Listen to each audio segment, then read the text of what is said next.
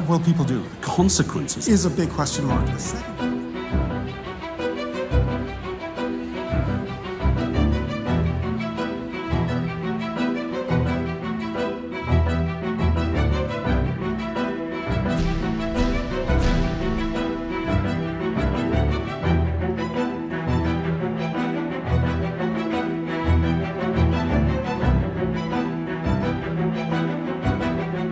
is a human-made phenomenon.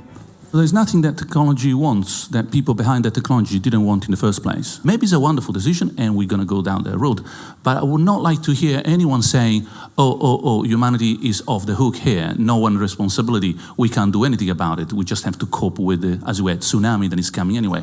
It's not a tsunami. It used to be that driving was something that was routine. It was incredibly hard to imagine a computer doing, and now we see cars and trucks doing that. Interpreting human speech and being able to carry on a conversation is something that used to be very non-routine and unthinkable that a computer could do. Now in this future, it's something that computers can do. So I think a lot of things have already been automated away. We just discount it because we see the world as it is and forget what things looked like in the past. So managing one's calendar, trying to remember phone numbers, some of those tasks had been maybe someone else's job in a lot of offices. Now those jobs are gone. And so the economy is going to keep on looking like that as more and more things that we used to think required a human being, we realize, well, gee, actually, it doesn't.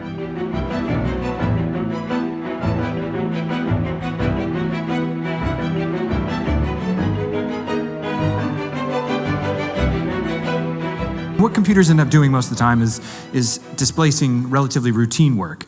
But what happens over time is what gets counted as routine expands to include more and more of the tasks we do. We don't have a universal basic income that everyone can earn.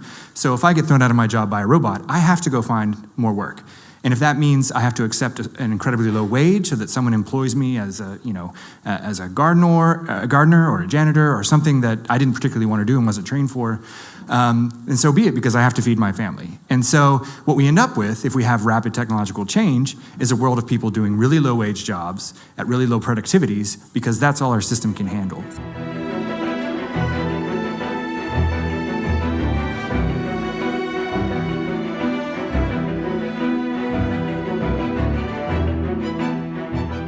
We're going to have technologies that are going to exceed human abilities to such an extent, by 100-fold, 1,000-fold, million-fold. Suddenly when we have robotic surgeons that operate 1,000 times faster and 1,000 times more accurately, and so patient outcomes are 1,000 times better, suddenly the world has this incredible boom of productivity and human welfare that we didn't really count on before.